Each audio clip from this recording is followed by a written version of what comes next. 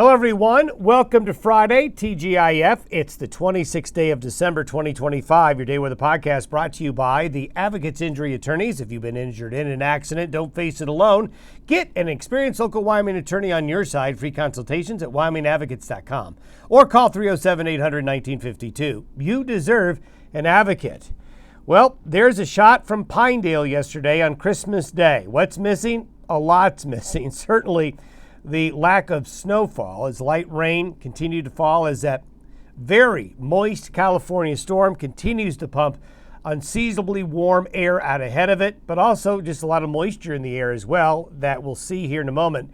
When it's all said and done, we're going to probably see snowfall totals in the Sierra Nevada that will go from 4 to maybe 10 feet of snow because it's still snowing and will continue to still snow through another day, and rain as well in California. But a piece of that storm merging with a storm system diving out of British Columbia will bring in a shot of much colder air. Some of you may actually see snow this weekend.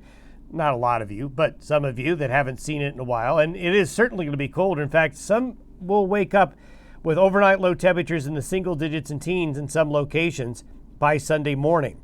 But it's going to be a quiet northwest flow for most of the week. Northwest flow meaning the air's coming in from the northwest to the southeast. Thankfully, we don't have powerful jet stream winds with this pattern. It will keep temperatures more modest, let's say, but certainly it really won't be very cold by January and late December standards. But we're going to see another push of Arctic air get released out of Canada for the central and eastern United States again, like it's been doing all winter so far. But at least in the western United States, the pattern's going to be somewhat different, but it's not going to be producing any significant snowfall once we get beyond this weekend storm system. The next storm system will not be until next weekend. And as the title of this podcast suggests, Block Watch, we're going to be watching what's going on with these blocking patterns in the North Atlantic and the North Pacific, because there are some hints of some subtle changes, and we'll talk about that here in a minute. How about that for a Christmas morning shot? Beautiful skies, and that's one thing, I guess, that we've gotten in this last several weeks of being in this blocking pattern. You get these high-level clouds streaming in off the Pacific. They don't produce any weather other than some beautiful sunrises and sunsets, and that crescent moon out there putting together a beautiful shot there up in South Dakota. I think this is our first picture from Bill, Wyoming. Not sure, but a beautiful Christmas morning in Bill. A beautiful morning in Belle Fourche. And a little bit of Pacific moisture creeping into the Colorado high country yesterday with actually a few rain and snow showers in some areas. And yep, snow showers over the Bighorns producing another rainbow. This is like the 5th or 6th rainbow photo of the last week as the snow showers coming off the mountains and then dissipating as they hit the plains, but producing some rainbows. There's another shot of no snow in Colorado this time. And a lot of these lenticular clouds that we've seen here lately, we'll see that again today in many areas. But there is a change up in the weather pattern that's coming. The California storm is fragmenting a bit, but we continue to have this deep moisture flow from low latitudes. One reason why it's been so warm here over the last several weeks, but especially this last week, is we showed you how the circulation around this West Coast storm system was drawing from the very low latitudes instead of more westerly. So if you just follow where the air's coming from, it's coming from some extremely low latitudes. And coming northward. You can kind of feel it in the air. You could feel moisture in the air yesterday, along with the warmth. So a bit of an unusual setup, and that's why we got the warm air that got all the way up into these areas here. We talked about the freezing rain up into this part of the world yesterday. Well, the very amplified flow, and you can see it very well in the water vapor, there's deep moisture flow. This is where the atmospheric river has kind of shifted to right now. But there's still plenty of cold, moist air aloft and unstable air to produce showers. And there's your finger of moisture that will be up into the region and into parts of the southwestern United States during the course of the day today. This axis of moisture right here is what's going to be moving east with the remains of the California low. So you can see we're still getting snows in the Sierra. We're getting more rain along the California coast.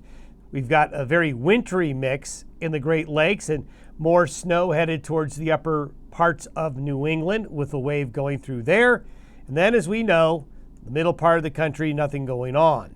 Look at all the winter weather advisories that are in effect for the West.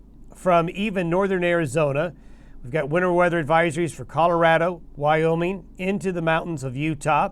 So there's going to be a nice little shot of snow for your ski areas. Along with this, it's not going to be the wetness with the mild air this time because of the colder air coming in on the backside of that. You can see that there in the Cascades. Lots of fog in the nation's midsection again. Then you can see all the winter weather coming in with that system coming through the Great Lakes. Look at the amplified flow. That's why we're getting such mild air coming in. But with this low coming out of British Columbia, it's going to drag in some colder air. So this is where we're going to be today. This is where we're going to be around the middle of the day Saturday with that system moving. So the cold air doesn't really sweep in until late Saturday night into Sunday. But once it does, you can see the system swings through quickly and the air is going to be coming in from here. So we're going to reverse.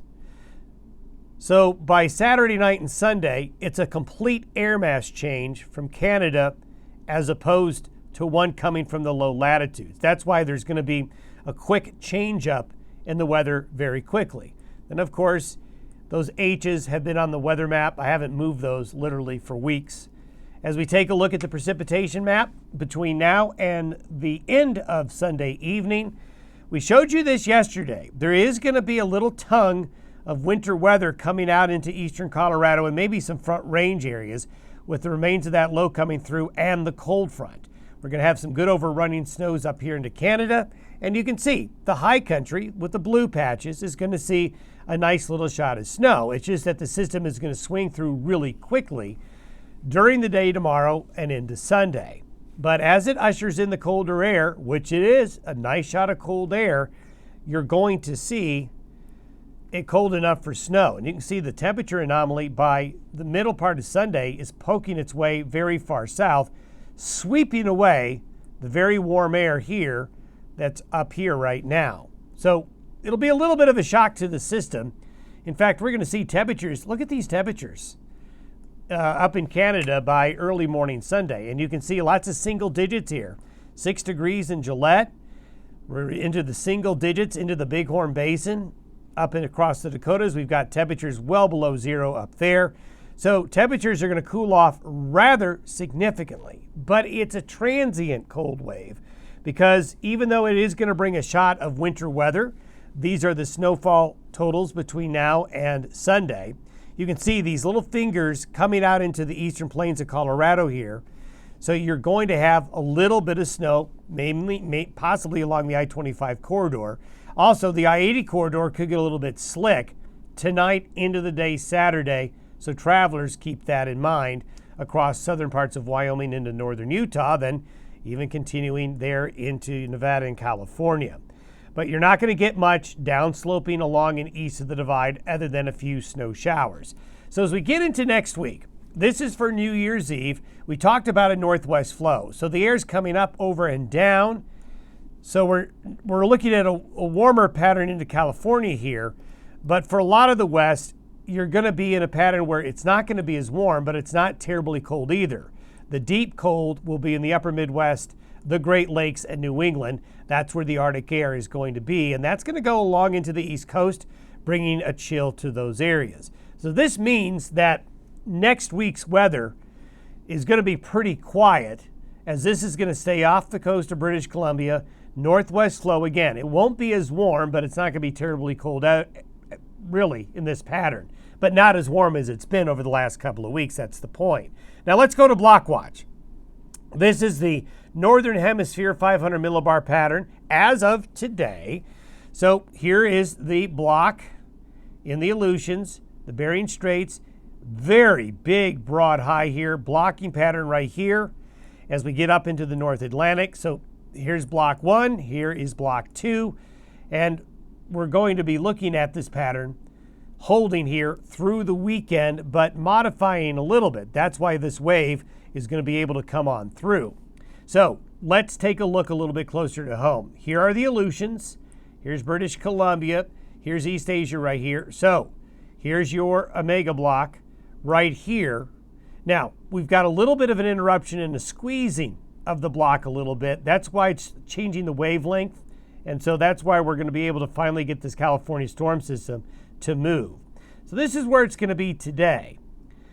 By the end of next week, the day after New Year's, notice things look a little bit different here.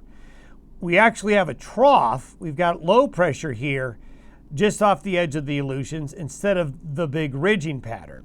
We don't have the Omega block. We've got more of a wavy flow with the jet stream.